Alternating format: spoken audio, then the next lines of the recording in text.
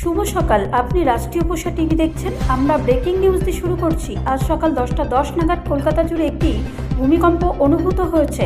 প্রাথমিক প্রতিবেদনে নিশ্চিত করা হয়েছে যে কম্পনের উৎপত্তিস্থল বাংলাদেশ এবং এর প্রভাব দক্ষিণবঙ্গের বেশ কয়েকটি অংশে অনুভূত হয়েছে।